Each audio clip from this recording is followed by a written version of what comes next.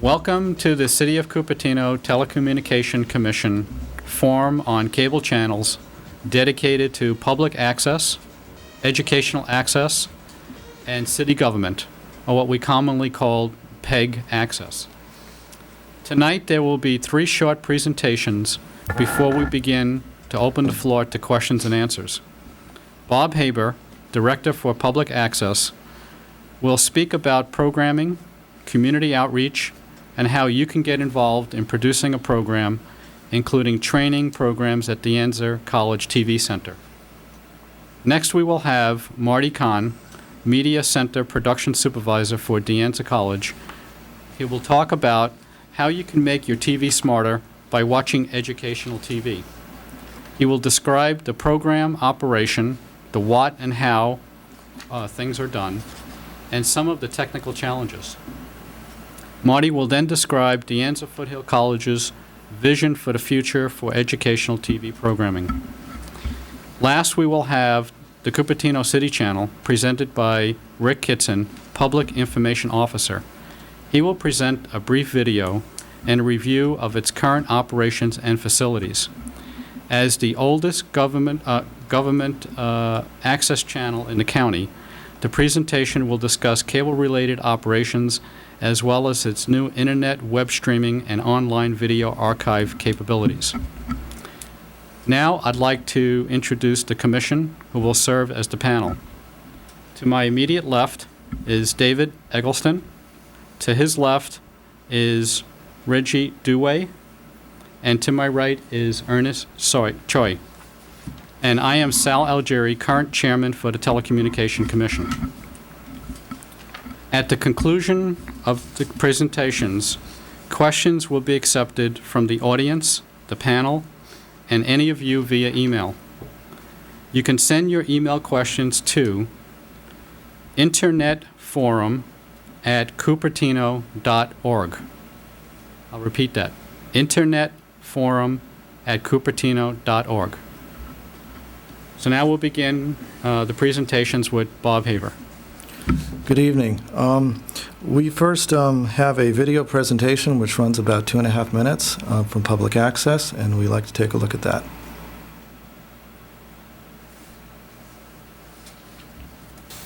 Cupertino Community Television has been in operation since March 1st, 1983. Over the years, Channel 15 has undergone many changes. As technology has advanced, editing, which used to be done on linear edit bays, is now done on one of 3 computer workstations. Some of our current locally produced programming consists of subjects ranging from cooking, alternative lifestyles, religious, senior issues, accomplishments of the disabled, children's and creative programming. We also have covered a number of community events. Kelly Bennett and Michelle Hood were honored by the college for their community heroism in averting a tragedy at De Anza College. On October 11, 2001, the Santa Clara County Firefighters Association put on a community lunch and service at Memorial Park in Cupertino to benefit the 9/11 Firefighters Memorial Fund in New York City. The recent groundbreaking for the new Child Development Center on the De Anza campus brought up many dignitaries from the community, including Mayor Sandra James and De Anza President Marty Kahn. The Business 89 class at De Anza staged an event in cooperation with Ed Venture Partners and Anderson Chevrolet in Cupertino to benefit Twins for Toys, a local charitable organization. The Cupertino Art and Wine Festival provided a look at all types of design work by local artists, as well as fun for the kids too. Cupertino Community Television also airs programs produced by other communities outside of our viewing area. Armed Forces Television, Army News, Reading is Fundamental, and PFLAG, Parents, Families, and Friends of Lesbian and Gay Children, produced by Mountain View Community Television, are just a few samples of our high-quality non-local programming. In partnership with the Foothill-De Anza Community College District and the City of Cupertino, Cupertino Community Television has been in service to the community for nearly 20 years and will continue to provide the community with a valuable resource for continued programming excellence.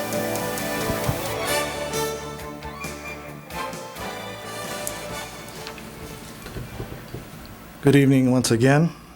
In operation since March 1st, 1983, Cupertino Community Television, in partnership with the City of Cupertino and the Foothill-De Anza Broadcast Media Center, provides the cities of Cupertino, Cable Channel 15, and Los Altos, Cable Channel 26, with 49 hours of locally and nationally produced programming from 4 to 11 p.m. daily. Additionally, Cupertino Community Television cablecasts the Arts Network from 11 p.m. to 4 p.m. Sunday through Thursday, in a community bulletin board from 11 p.m. to 4 p.m. on Fridays and Saturdays.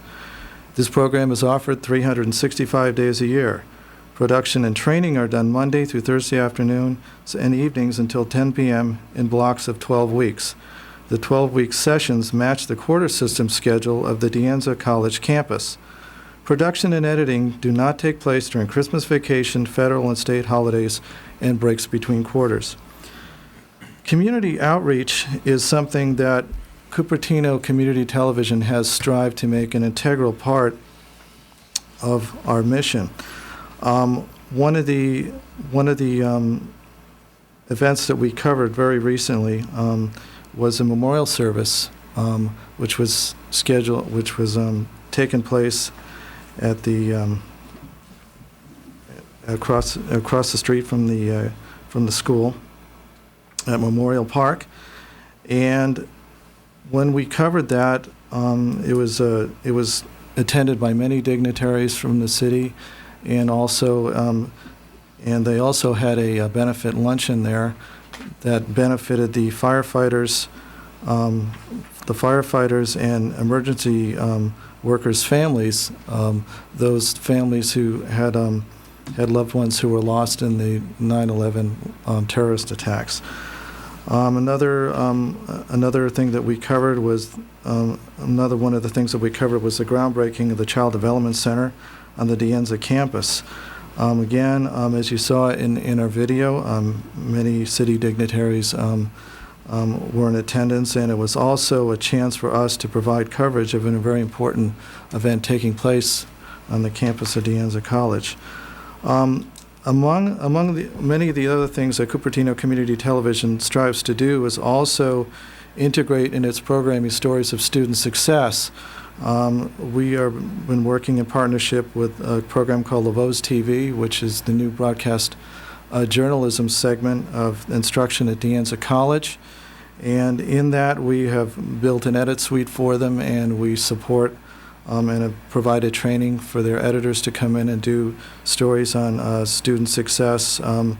Recently, one of the stories had to do with students who were involved in the soccer program at De Anza, and it covered how they, through their studies and through participation in school sports, were still able to find time to make sure that their academics were done properly. And it said how they and it covered how well they did, and it was very well put together, by a student reporter by the name of Roger Mari, who is one of the key people working with LeVos.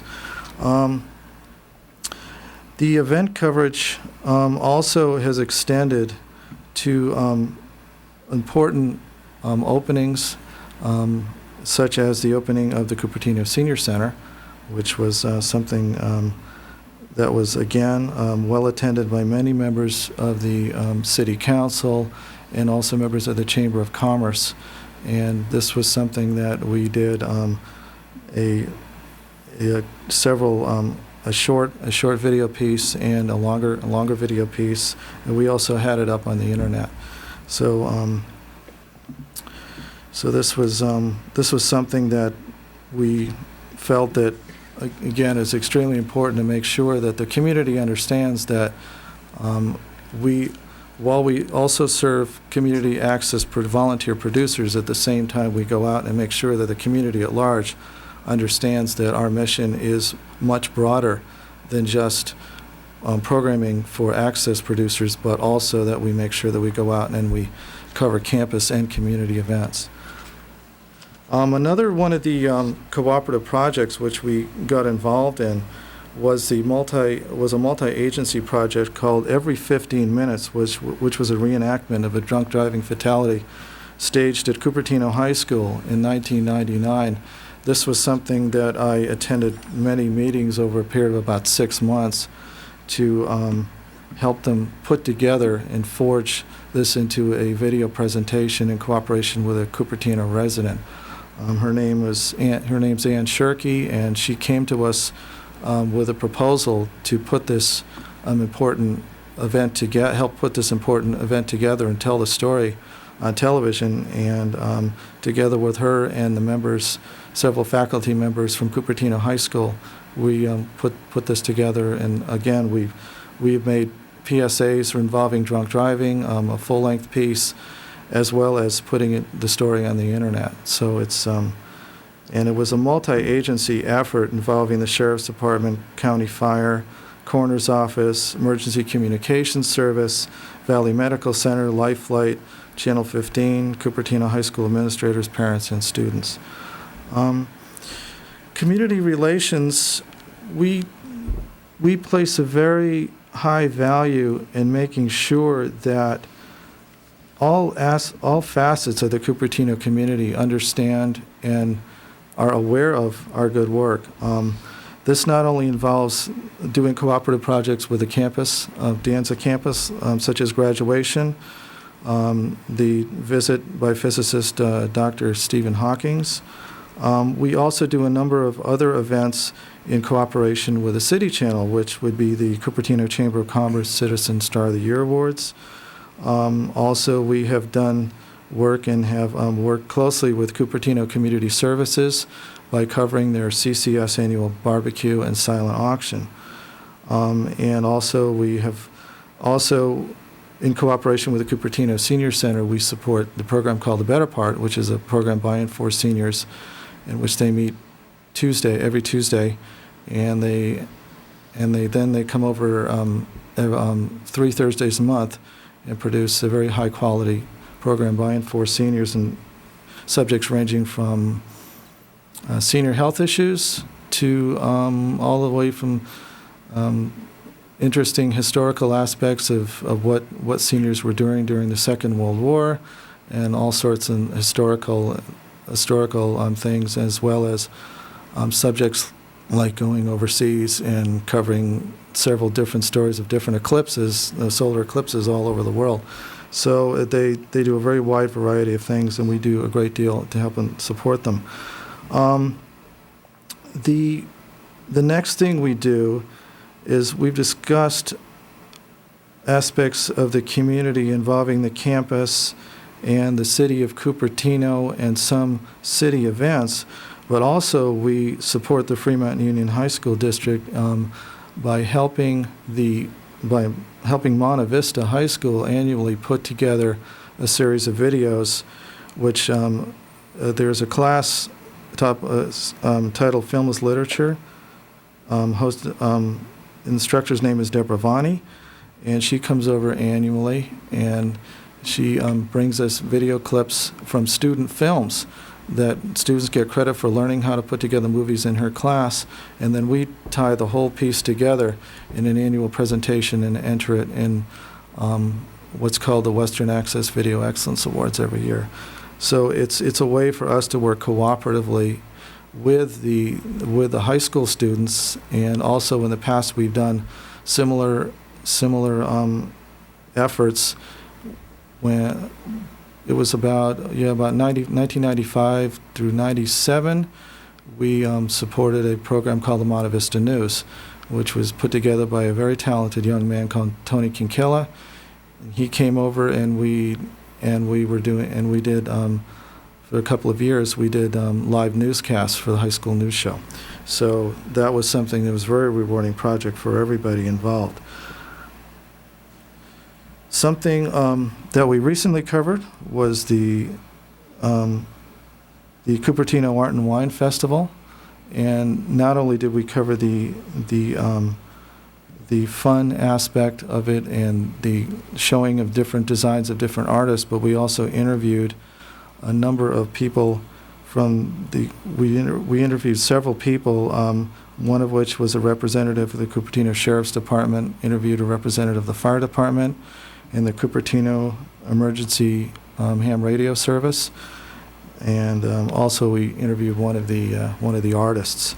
So that was something that was very rewarding in the sense that for that one event that we covered, we ended up with 3 different public safety PSAs in addition to the whole piece itself. So it was a way to get the word out to the community about what each of the representatives of public safety in Cupertino, what services they offer to the community, and what was their involvement in the Art and Wine Fest, and how that all worked together as a way to get the word out about public safety. Another public safety thing that we have been involved in is the Valco Shopping Center annually has put on safety fairs. We've covered that, and the Cupertino Senior Center has put on health fairs, and we have covered those as well.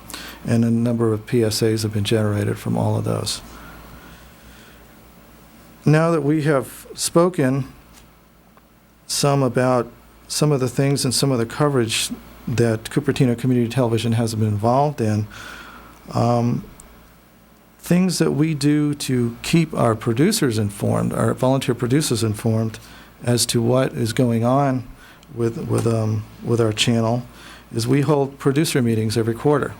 It was every 3 months. We have meetings, informing the producers about what changes or what upgrades we're doing with our channel, and also it's a forum for their suggestions and concerns, and also it's a forum for news from the City of Cupertino. We regularly have representatives from the Cupertino Telecommunications Commission come down and address the public access producers to let them know about what's going on with the City of Cupertino and how it relates to them as public access producers and our public access channel. And also, it's a forum for news from De Anza College, how things at De Anza College affect and will be affecting public access producers. And so it's a way it's a give and take format to give our producers a chance to make sure they understand everything that's going on with the channel. Now, the next part I'm going to go into here is our training classes. Each volunteer producer groups can take advantage of a number of training seminars that we do. And what is involved, it's a certification process which allows from 2 to 4 hours, 2 to 4 hour classes, usually taught at night, plus special class schedule arrangements for our senior citizens. Many of them don't drive at night, so we make arrangements to make sure that they can get the appropriate training as well. Each student who participates and successfully completes one or more of the classes receives a certification card good for 1 year. Students' names are then placed in a database, which allows all of our access groups the opportunity to recruit trained volunteers for their access productions. And this has really worked out really well. I mean, the level of skill displayed by our volunteers has improved. And that was the goal, to make sure that they had the highest skill level that we could offer. And we wanted to make sure we could do it in a way that not only made sure they had the skills, but seeing as we have so many producer groups coming in, we had to have a way to verify that, yes, they did take the class. So we have a database that we can check, and also they come in with cards, certification cards stating what class they took. Classes taught range from audio, floor directing, role of the producer, lighting, video switcher, air copy production for DV cam, 3/4, and DVD formats, as well as camera operation for studio and remote operations. Special, again, I earlier mentioned special training for seniors. Now, we also offer community technology training in the areas of digital camcorder classes, Adobe Premiere 5.1 for the Macintosh, Adobe Premiere 6 for the PC users, mini DV and DV cam technology, DVD disc creation for automated playback, web design for Mac users using Claris Homepage 3.0, and Final Cut Pro training. And these 2 last items I mentioned are something we are going to be expanding as well.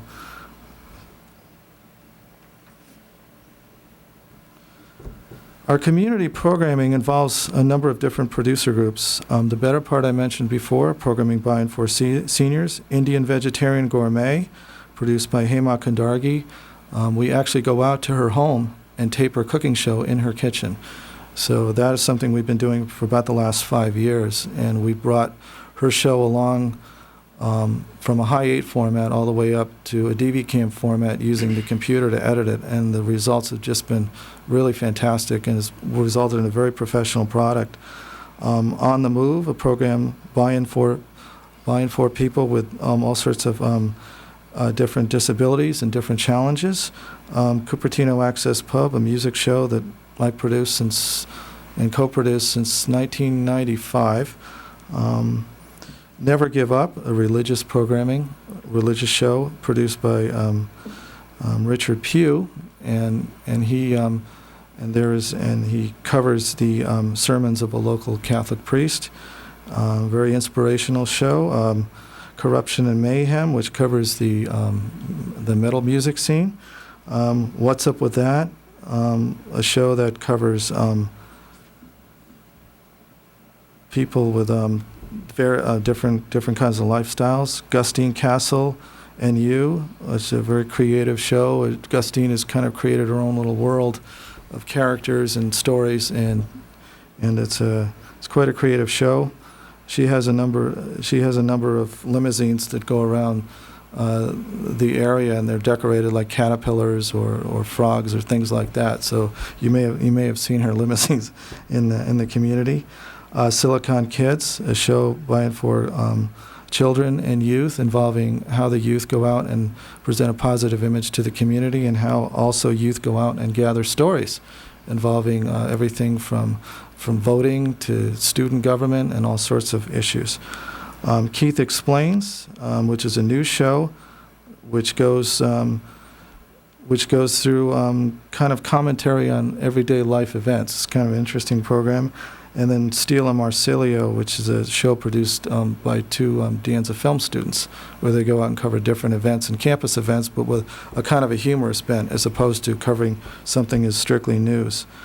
Recent special projects have involved what's called Walden Pond, which Ann Shirky, the lady who helped us out with every 15 minutes, had gone through and brought us an idea to use photographs that she had gotten clearance to use from the Henry David Thoreau Society, and then she took that poetry from Thoreau, had a professional voiceover talent come in, read through the poetry, and then in the style of the Ken Burns documentary from PBS, took the photos and animated them, and panning and zooming in, and made a really, really super presentation on that. And recently we put together a short documentary piece about the history of St. Jude's Church, Cupertino, which just recently celebrated its 40th anniversary.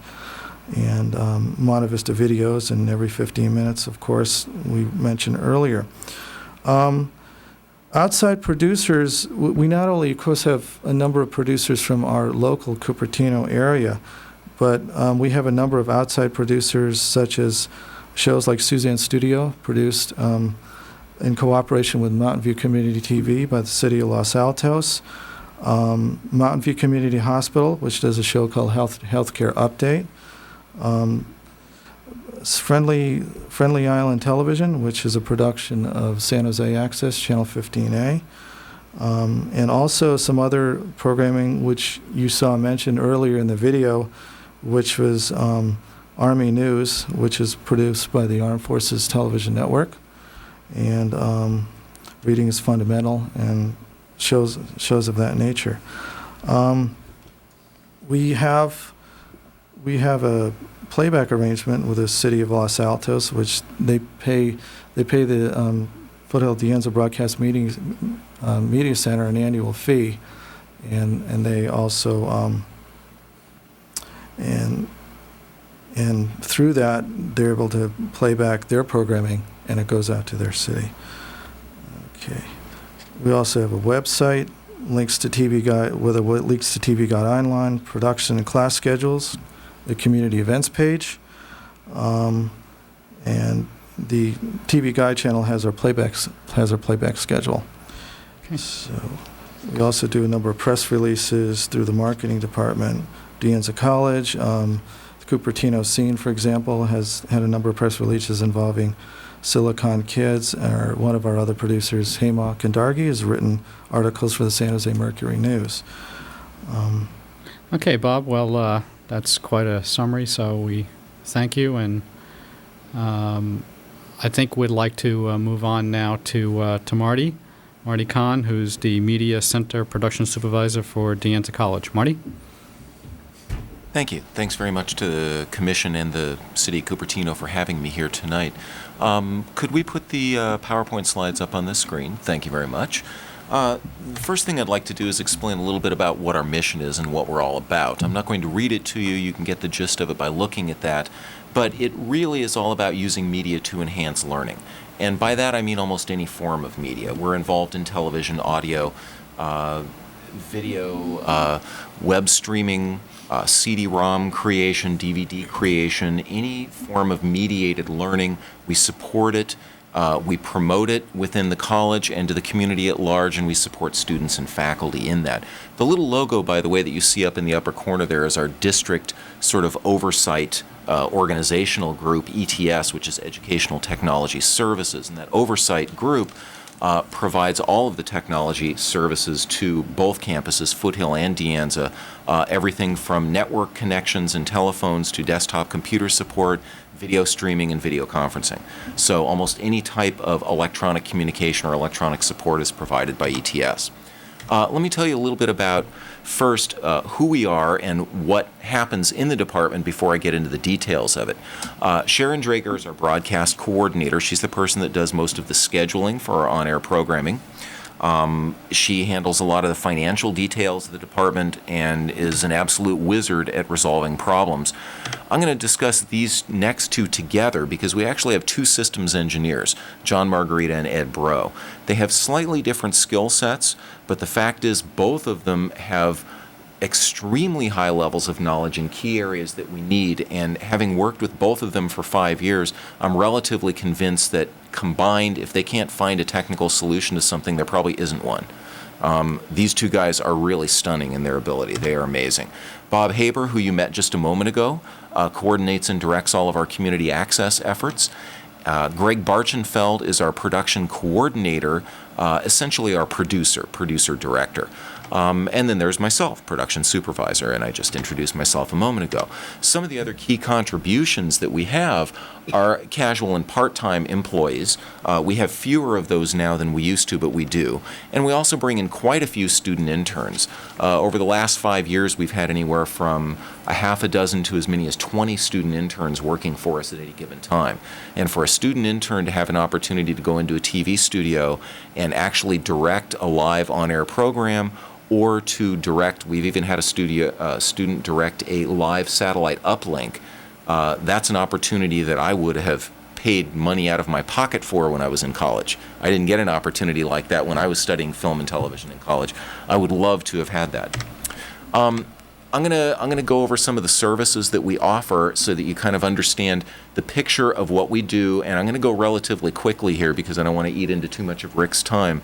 So pardon me if I'm relying on what I learned at the Evelyn Wood School of Speed Talking, but I'm gonna go relatively fast, and I'm also gonna throw some numbers out there, but don't get too hung up on the numbers. I welcome questions if you need clarification. One of the key services that we do, of course, is cable television production and distribution. So production over cable and then distribution over cable.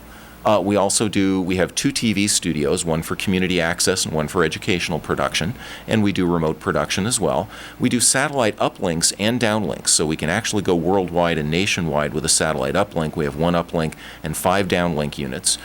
We have ISDN and T1 video conferencing, over which we actually teach classes. That's 2-way audio video. We teach classes and we do conferences with other colleges as well. So we support all of that with that small staff that you just saw there. We do instructional design, so we work directly with our faculty in terms of helping them make sure that not only the content of their course is effective, but it's designed in such a way that it can be delivered in a mediated environment, because that's not the same delivery method as a traditional classroom. So it's important to get involved in that. We do graphics and animation, of course. We have some specialists in there. Duplication and distribution of programming on VHS tapes, CD, DVD, whatever the distribution format. And we do creative and technical consultations. Our engineers and our creative people will consult with other departments within our college to help them with mediated issues. Now I'm going to talk a little bit about the distribution methods. How do we get our programming out there and all this programming that we do? Well, we have 3 cable channels that all come out of our same building located on the De Anza College campus. CCN1 and CCN2. The CCN stands for Community College Network, and there are 2 channels that both air educational programming. They all come out of the same master control room. And then the Cupertino Community Access programming, which goes to the City of Cupertino and the City of Los Altos. Now, CCN, the reason it's called a community college network is it is actually a consortium of 6 community colleges. All of the South Bay community colleges have gone together to share channel space over our local cable. So there is, in addition to Foothill-De Anza colleges, Mission and West Valley, and Evergreen and San Jose City. And this is up in the corner here. There's a little promo I'm going to play you. We call it a bumper. That's our station ID for CCN. You are watching CCN, the Community College Network, bringing you quality educational programming from a consortium of South Bay community colleges, including De Anza, Evergreen, Foothill, Mission, San Jose City, and West Valley.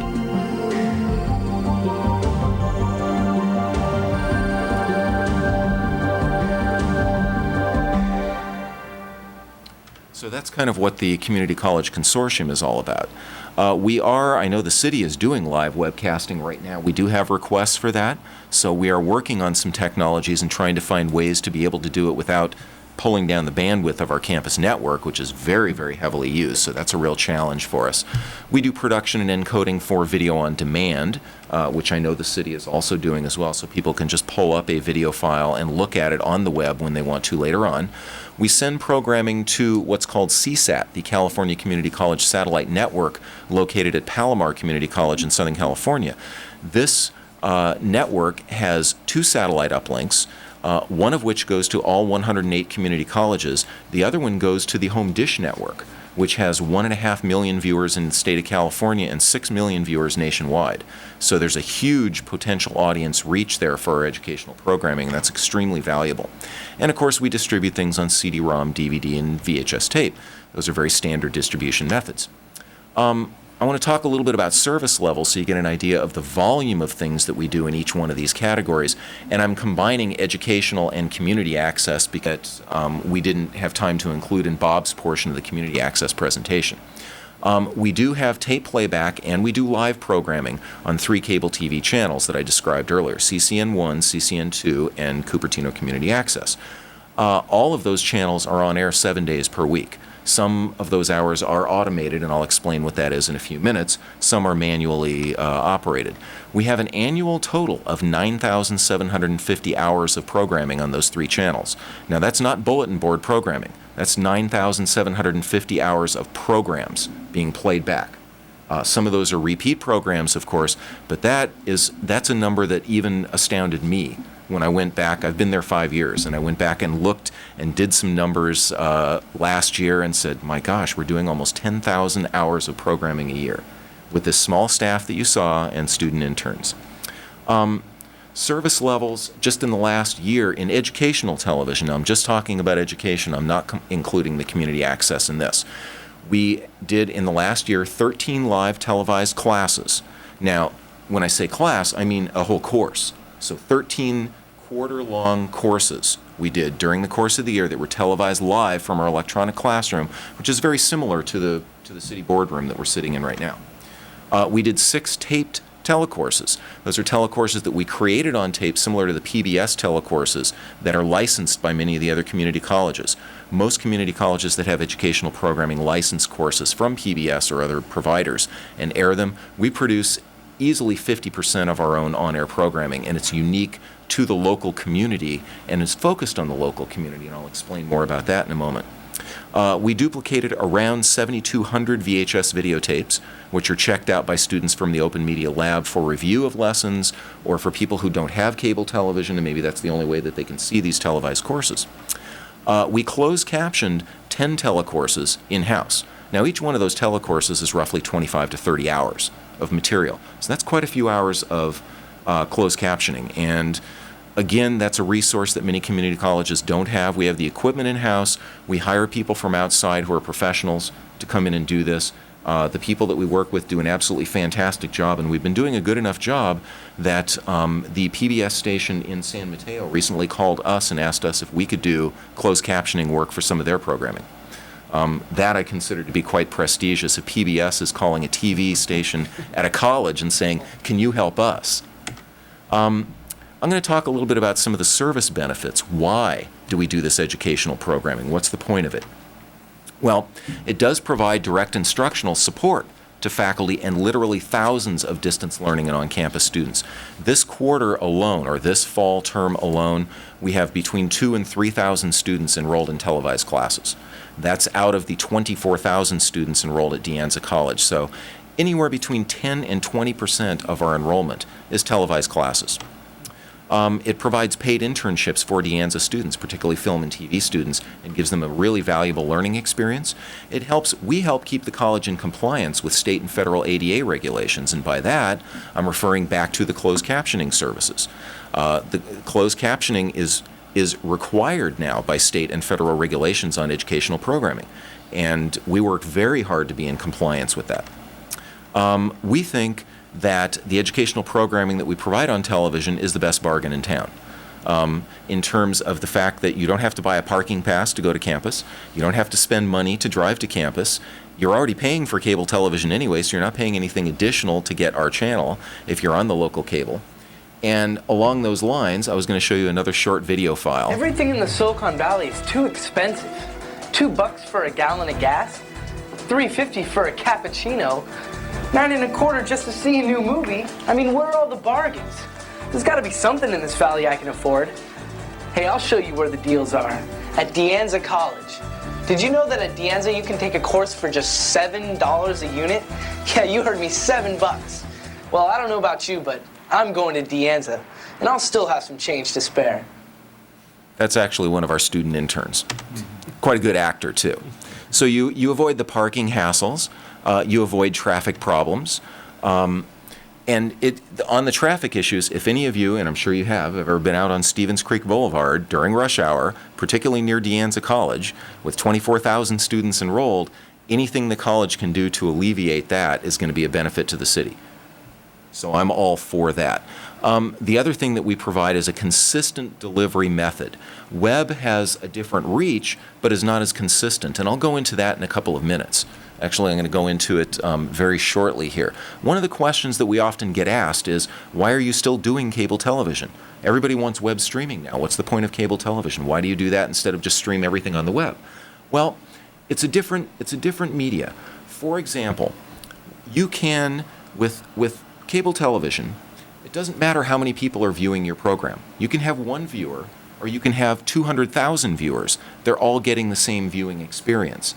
That is not now true of internet, and it will never be true of internet, because internet is bandwidth intensive. You allow a certain number of viewers over a certain bandwidth, and as soon as you go over that, it starts dragging down the quality of the signal. Now, our bandwidth is going to get bigger, and that means we can handle more viewers, but we will still always be number dependent on the viewers on internet streaming, and you're not on cable television. It has absolutely no effect on the viewing experience. So that's a real positive. And to give you an idea of how valuable this data is and the difference in bandwidth, this is where I warned you that I was going to throw some numbers at you, but don't worry about it too much. Regular NTSC television, which is what we're transmitting on right now, runs at 30 frames per second. The screen size is 720 by 486 if it's DV, or 640 by 480 roughly. So for those of you that are computer people, you'll understand what those things mean. DV has a data rate of roughly 27 megabits per second. Now, you don't have to know what that means. All you have to do is be able to compare it to this. A typical web video or a web stream might be 112 by 96, or 400 by 300 at the biggest size of the image, 1 to 30 frames per second. A modem generally you can get 18 kilobits to 48 kilobits in the connection. And if you have broadband, 70 kilobits to maybe 1,000 kilobits, with typical maybe being 250 to 3. So, what does that mean if you want to take, for example, if you want to take this data rate here, this broadcast quality TV signal, and you want to put it on the web, how much do you have to compress it? Compressing from broadcast data rates to a modem data rate requires you to compress the ratio of 12,000 to 1. A 56K modem has 1/12,000th the bandwidth of cable television. That's a challenge. As a matter of fact, when you think about that, it's amazing that you can even get a picture on the web. But you can. And compression is getting better. It will get better. That's a big yipes. I just put the yipes in there because that's what's going through most people's heads when they think about that. It's a really startling stat. Now, I wanted to talk, I'm going to try to wrap up very quickly here because I know we're running short of time. I was going to talk a little bit about some of the new technologies that we have coming online. We are doing most of our playback now on air on DVD. We have a 300-disc DVD carousel, which is already filled. We filled up a second one, and we have a computer that programs it for automated playback. That allows us to put in one DVD player, which costs only about $1,000, 600 hours of programming. We compared that to all the video servers that you can purchase for tens or 50 or hundreds of thousands of dollars, and there was simply no cost-benefit comparison. This blew it out of the water in terms of cost-benefit. We're getting very deeply involved in Internet protocol-based remote systems, so classrooms can be controlled from our television operation. As we get more and more televised classrooms online, we're not going to have the staff to be able to run all of those. We're going to have to be able to do it remotely. We have now a portable IP-based video conferencing system. It's a very small desktop unit. We can take it anywhere in the district now, anywhere on the campus, into any room that has an Ethernet port or a network port, plug it into that, it connects back up to the main unit, and we can do a video conference from that location. That's wonderful technology. That's fabulous. I put this in only to show you very quickly what our current programming system was. We were talking about the DVD programming, and I did a little screen capture. This is actually a device up here in the corner that controls it. This is what we send the data to. This down here is just a standard FileMaker Pro database. So when we create a DVD, we put all the information about that DVD in the database, and it tells us the title of the program, the instructor, the DVD ID number, and which DVD slot it's loaded into, because we have to know which slot it's loaded into out of the 300. Then, when we actually program it, you can see up here, we say load Q 68.2. That means slot 68 program 2. So it queues to slot 68, it loads up program 2, and then you'll see the next command here is DVD play, so then it plays.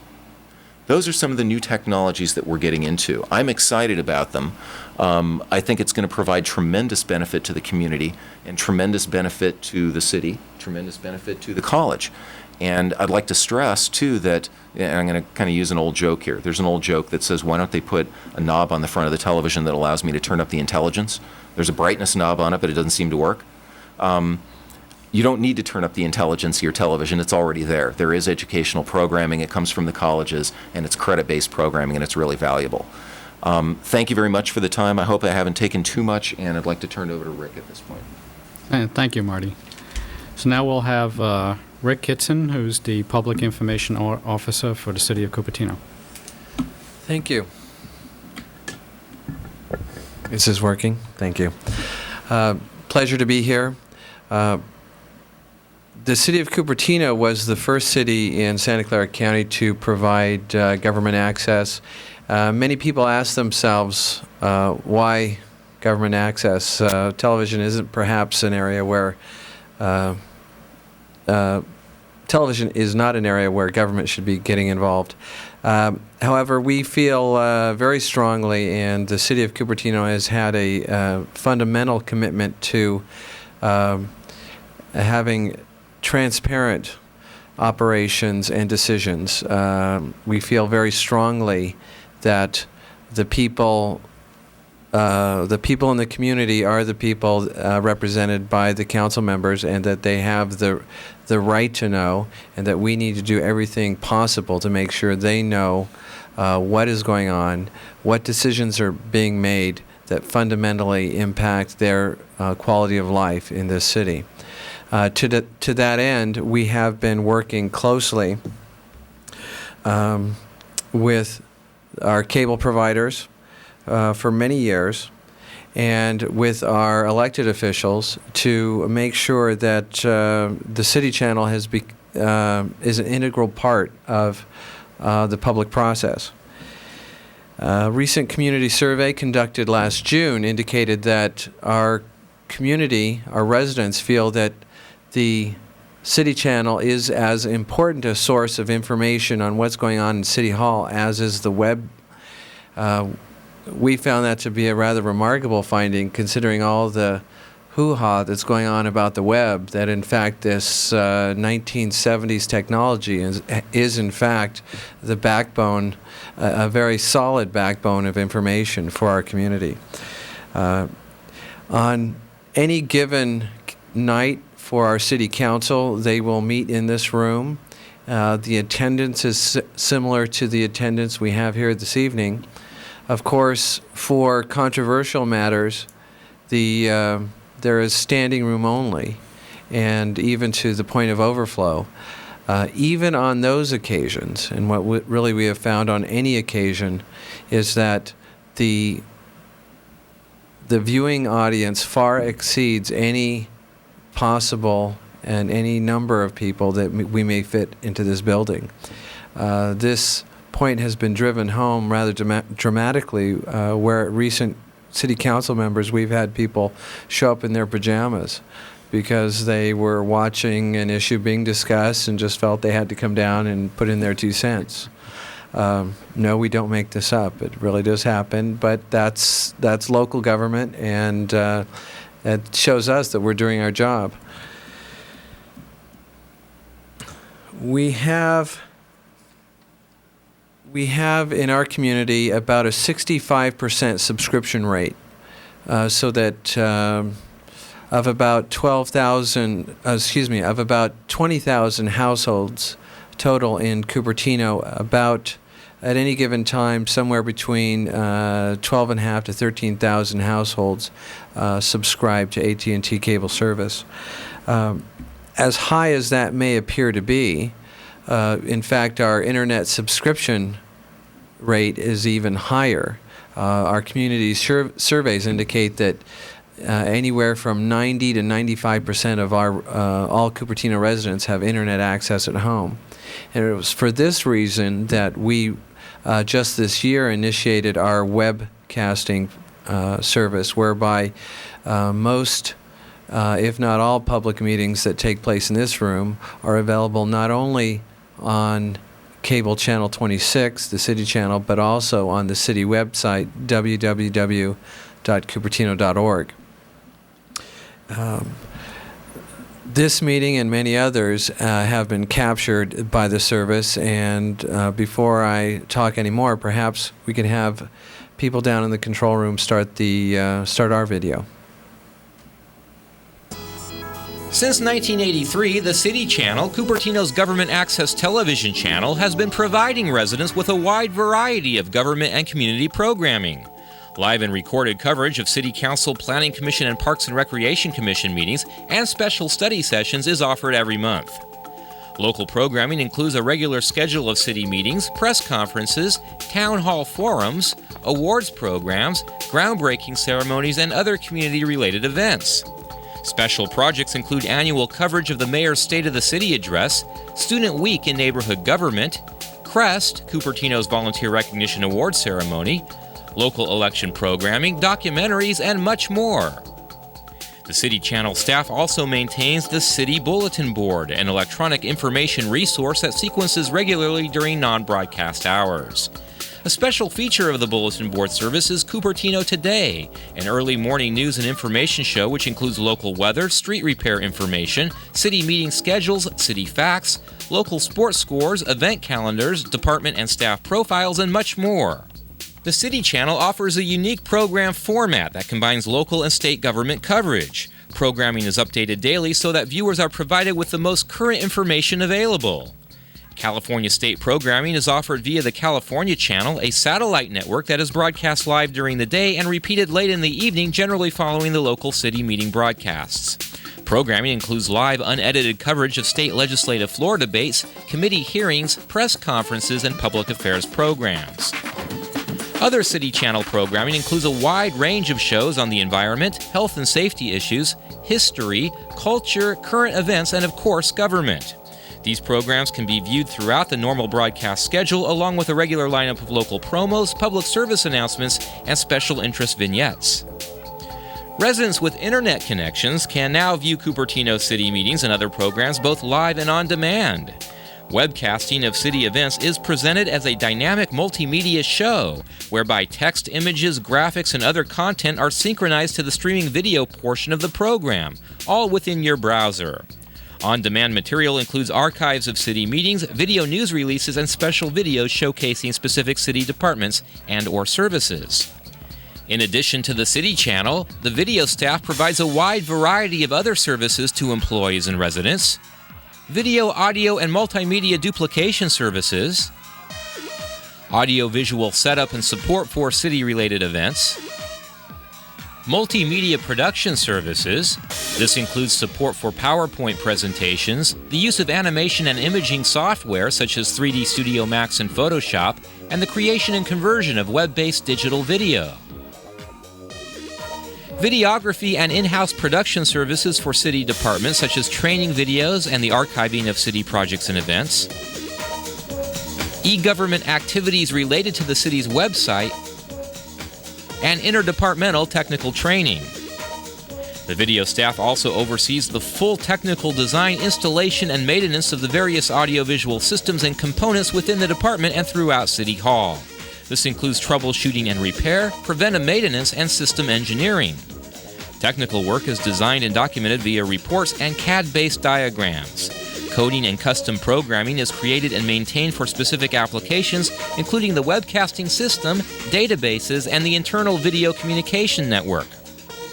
Staff also participates in long-range technology planning for the city and communicates issues and ideas of a technical nature to city staff via reports, conferences, and formal presentations.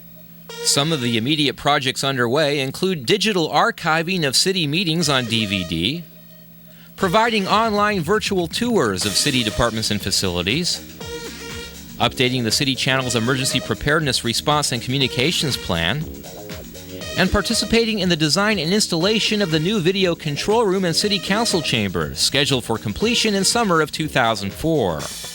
As we enter the 21st century, a new generation of information technologies is already emerging, technologies that provide enhanced communication through the use of audio and video. And the convergence of video and the internet promises an interactive approach to television of the future. Through the implementation of webcasting and digital video, the City Channel continues to evolve with these trends and will become an increasingly important information resource for city employees and the residents of Cupertino in the years to come.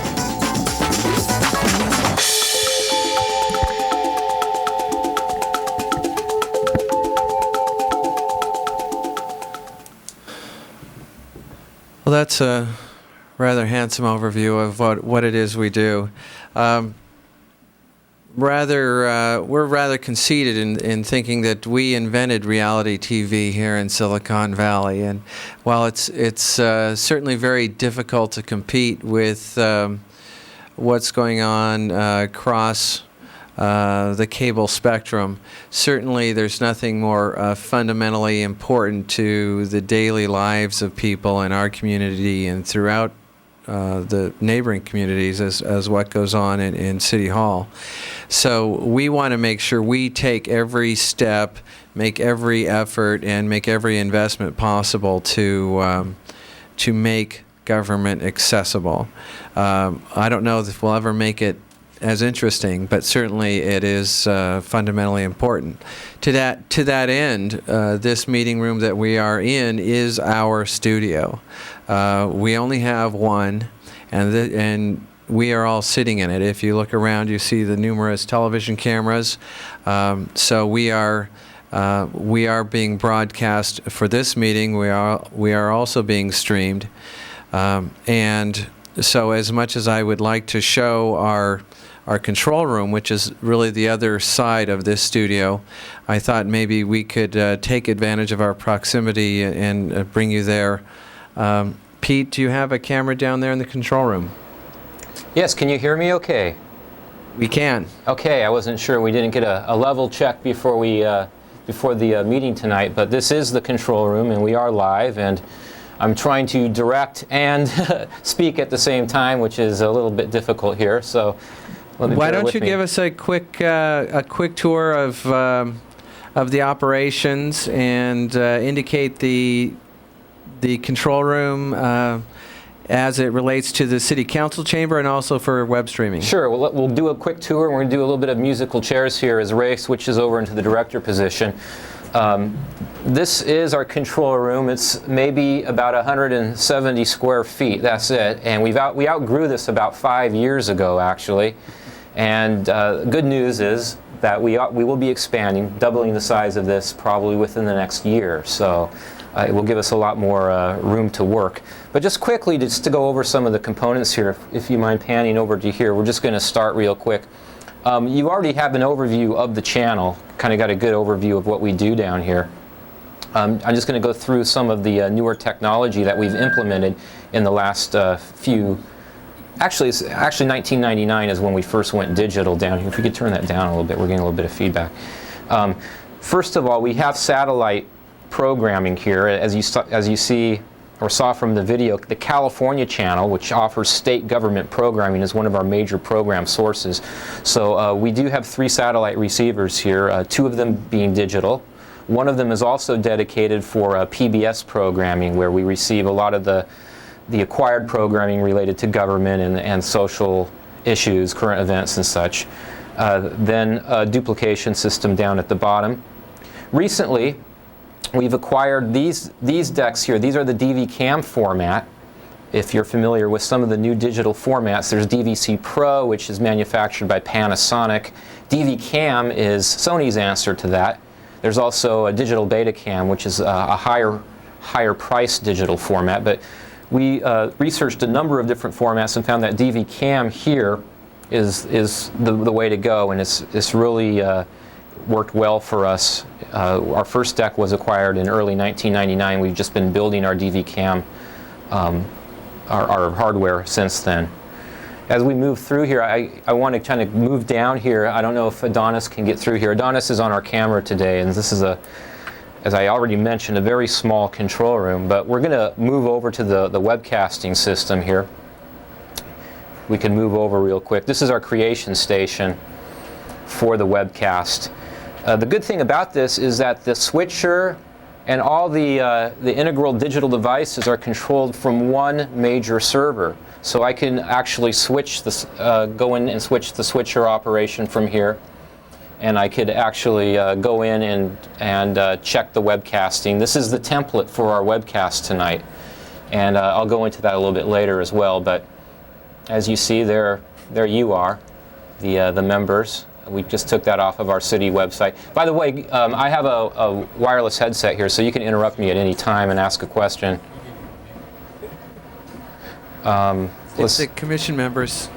If the commission members have any questions, feel free to. Yeah, in fact, we're going to probably move out to the other room, so I could hear you fine through these wireless headsets if you have any questions. So, also, we have a digital audio board right next door here. So we're trying to go digital audio and digital video, and we're kind of in the process of redesigning the control room for our expanded system. And that's really going to begin probably within the next couple of months. So we're in the beginning phases of the design phase right now. Pete, how is the expansion of the city council chambers, or more accurately, the relocation of it to the community meeting hall, going to impact your operations? Well, it's probably going to be we're probably going to be down for a little while, more likely maybe 3 months. But we're going to try to provide coverage out of our old council chambers using a kind of just a temporary system is probably the best way of putting it. That may end up just bringing a single camera up there and having someone man it on a tripod for maybe a month or so. while we make the transition. Again, this isn't going to happen probably until the summer of 2004. So right now we're trying to figure out ways where we could remain a continuity of meeting coverage during that transition period. But that's one of the ideas, is that we would have like maybe a dual control room for a while, having an older system running for, during the rewiring period, which is probably going to be about three months or so. Great. Thanks. Okay, we're going to move around now. Let's, Adonis, if you can follow me. If you have any more questions about the control room, we're going to move out of here real quick. Kind of move down the hall. If you can follow me here. I kind of want to show you where we're going to be expanding into. This is the traffic control room. This will be relocated more likely in the next 6 months or so. Everything will be out of here. This will allow us to knock down this wall here and expand the control room into this room here. So this more than doubles the space of the control room, and just for serviceability reasons, that's going to be a big help. So just to give you an idea. And then we're going to move down the hall here to our other room. So just follow us along here. Again, if you have any questions, just let me know. This is our break room here. If you want a cold soda or some candy bars, help yourself. And then we're going to come over here now. And this is our other office area, and we have a duplication system here and a nonlinear edit system here. By the way, in the 7th inning here, it looks like the Yankees are ahead 5-4 over the Angels. So there's a Jeter right there with nice. Oh, I thought he had that. Nope, Jeter didn't. He missed that. He usually makes those plays.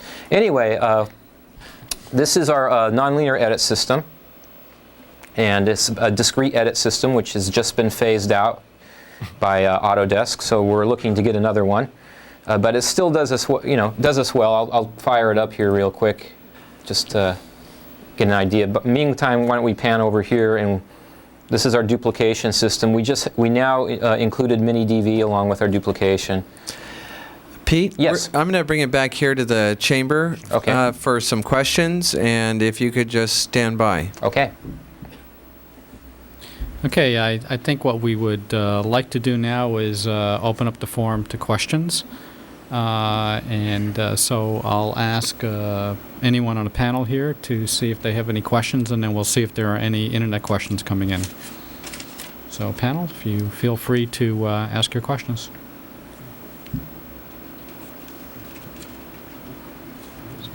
Yeah, I'd just like to really compliment you guys. I didn't realize, even though we're on the commission, I didn't realize that you did so much stuff for the community.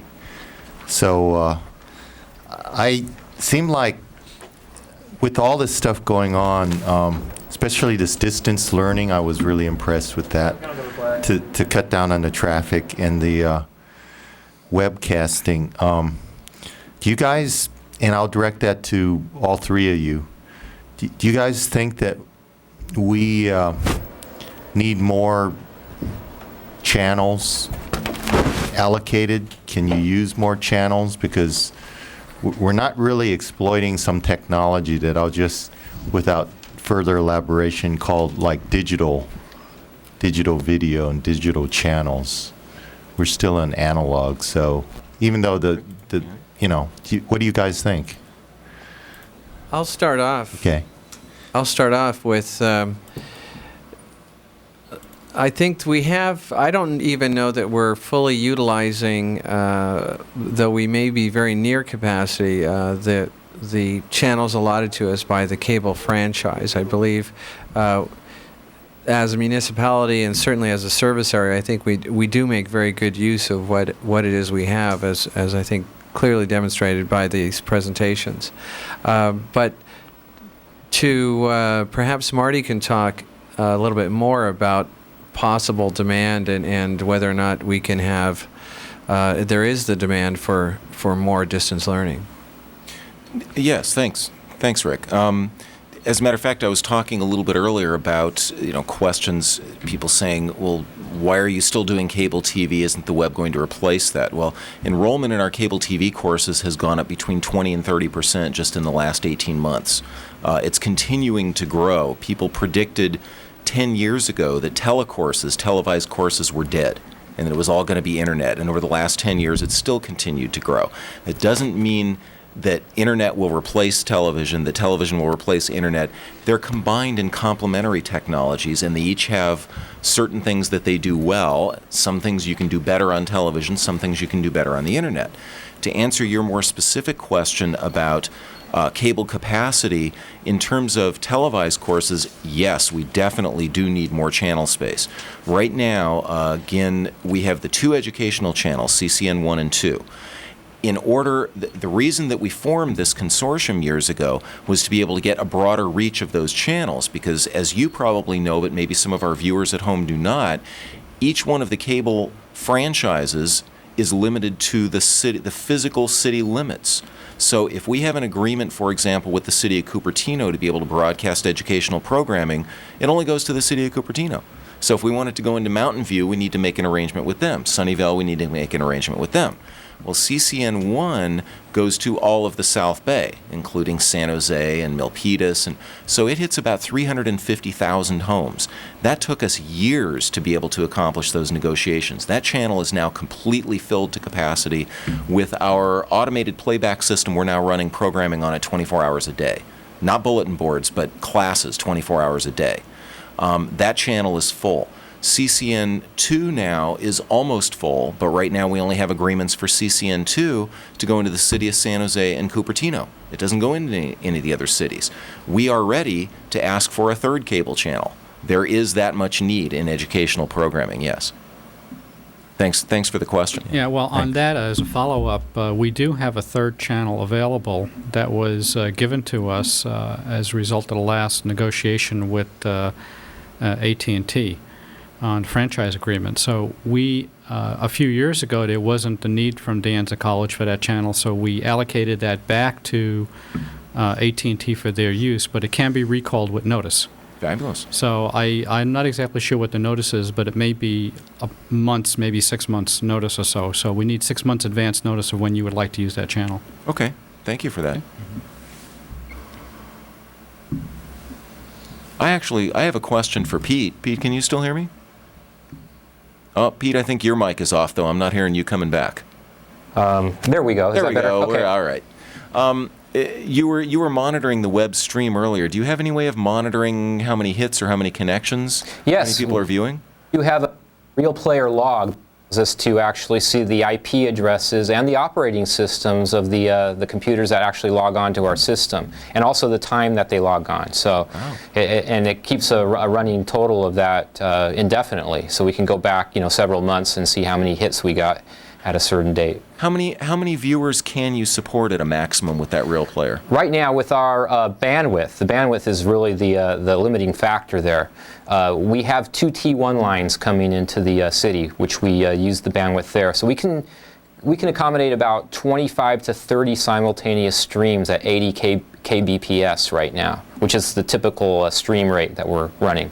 Mm-hmm. But the 80K requires them to have a broadband connection. Yes, although it is a sure stream connection, so dial-up people can dial in. It will automatically adjust for their data rate. Do you have any? I'm sorry. If I may, this is there was an email question about whether or not dial-up people, dial-up subscribers could see the webcasting. Yes, they should be able to.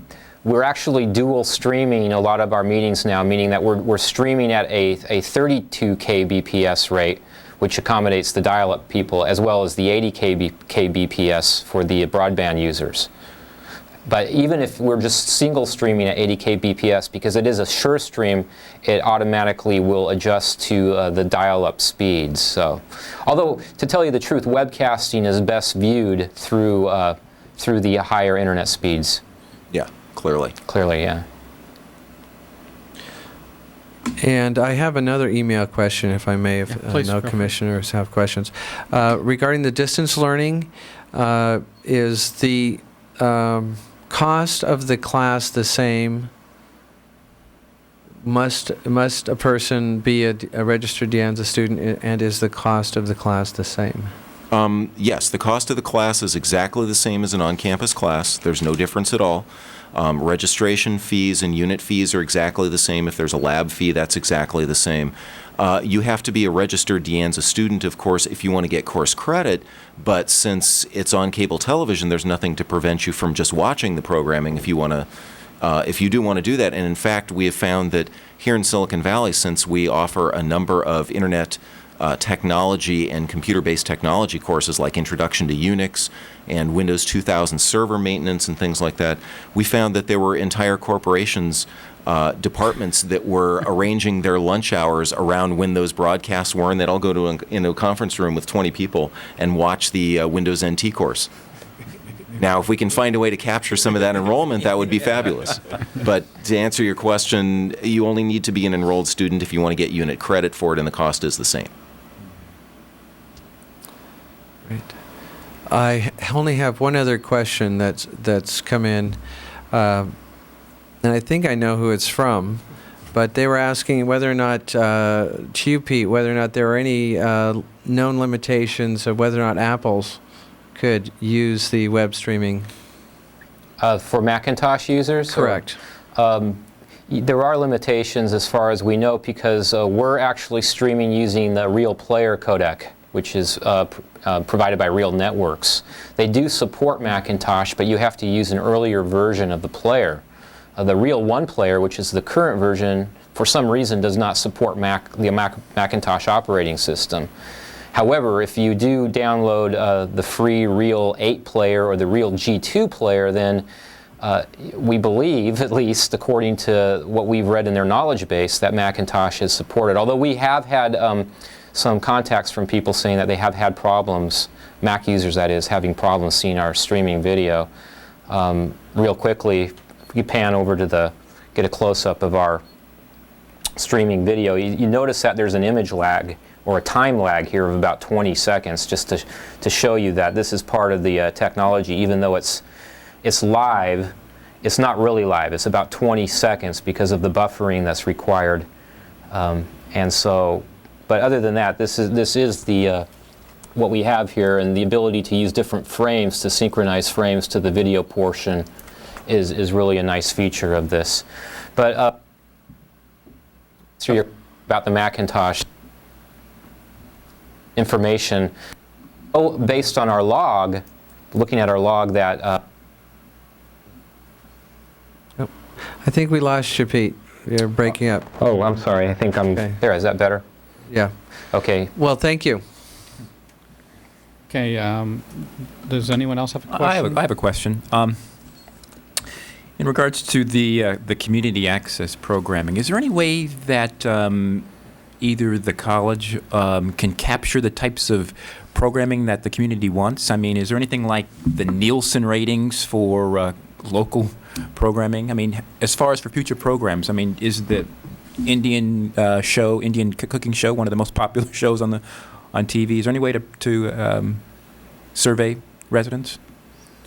One of the ways Hema Kondargi, the producer of the show, gets a response for that program is from her website. She gets a number of hits on that every week, and plus she also has very well-known following also through her articles in the San Jose Mercury News. So these are some of the ways, because we are a non-commercial entity, we don't use ratings to determine our viewership. But the way we get response generally is through first of all, a number of our producers, including the Indian Vegetarian Show, has her own website. So in that way, we're able to gauge viewership, following, and also by the number of responses, phone calls, and emails that we get regarding programming. We are able to gauge some understanding of how the public is responding to our programming. Recently, I got a phone call from a gentleman when we added on the Arts Network for overnight cablecast, which is a free satellite service funded mainly by the Carnegie Corporation, who's very very well-known corporation in funding projects such as PBS. When he called, he was just absolutely ecstatic that, wow, you added this wonderful programming. So phone calls, emails, and responses to websites, not only to producer websites, but to our own website, which allows our website keeps track of how many hits that we get regarding questions about programming, and then we get phone calls from viewers saying, "Hey, I found you on the internet. Gee, I'd like to find out more about how to volunteer, how to come down, how to create a show." Mainly, a great deal of our response has been from the internet. Of course, especially in this area, of course, is the high technology capital of the entire country, just about. So that's mainly it's been the internet that we've gotten most of our response from, but also from people calling regarding articles in the San Jose Mercury News, the Cupertino Scene, and so on. That's how we get a lot of our response. Thanks. David, do you have a question? I wanted to thank all three of the presenters for joining us this evening. It's really quite impressive, the sophistication of the capabilities that are represented by the community access, government access, and educational access.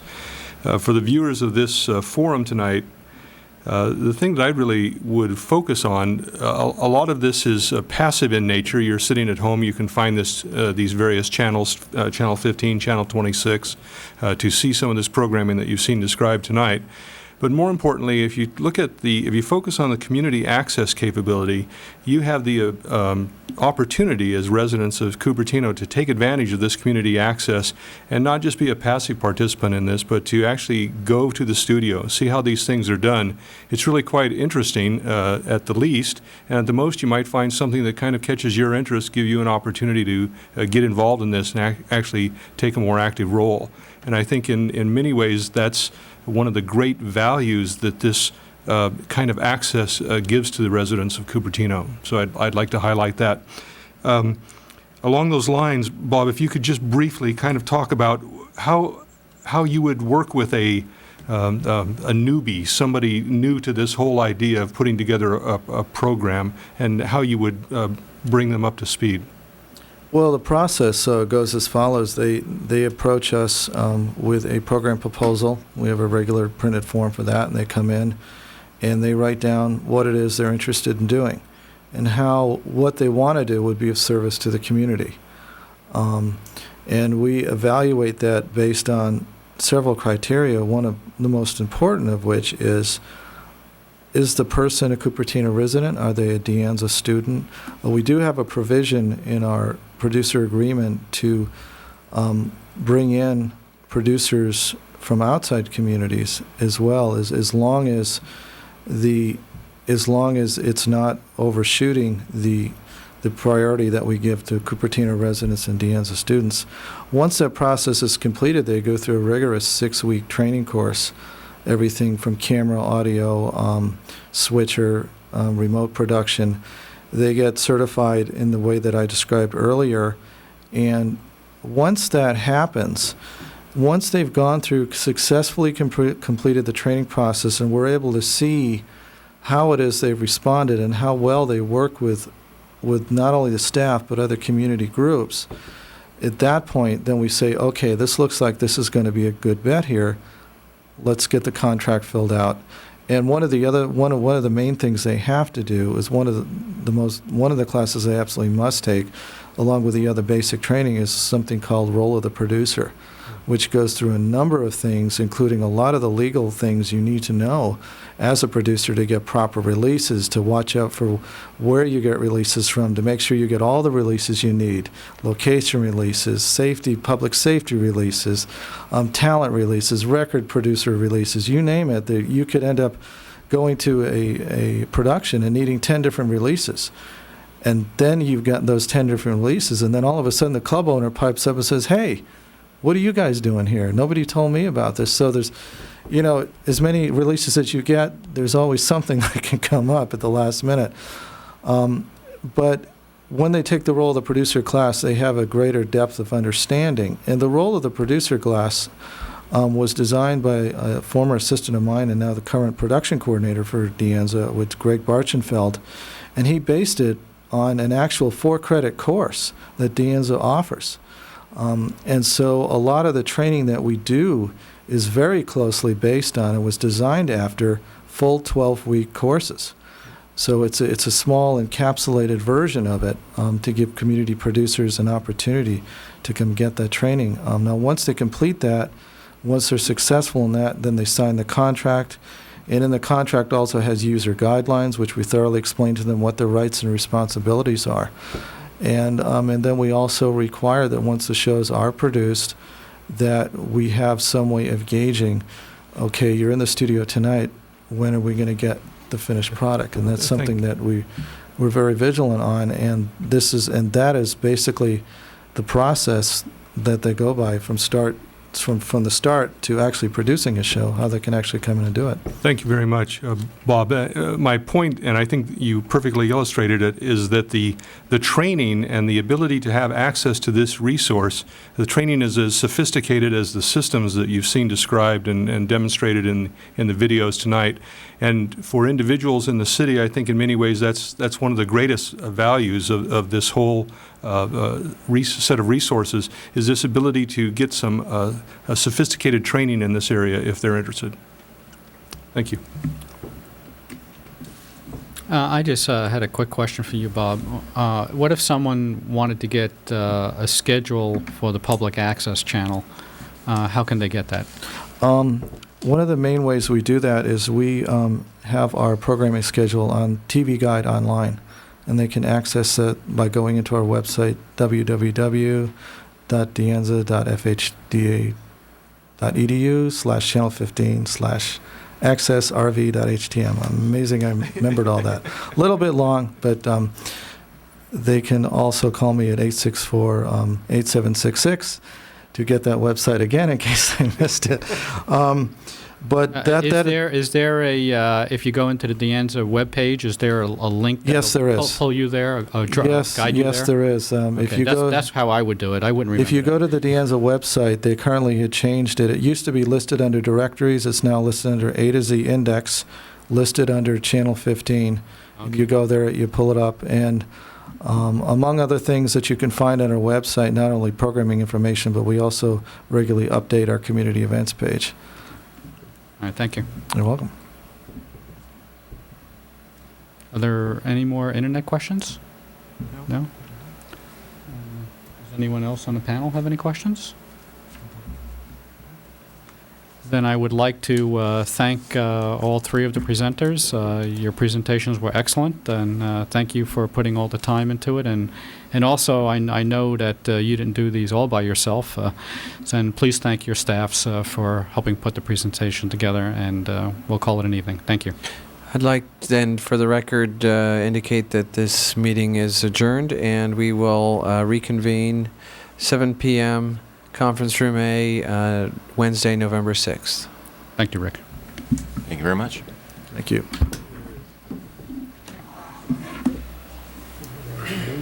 Good job. That really was better than I thought it was going to come out. Yeah, it's impressive. Good. We have proof. I'll say go to the website.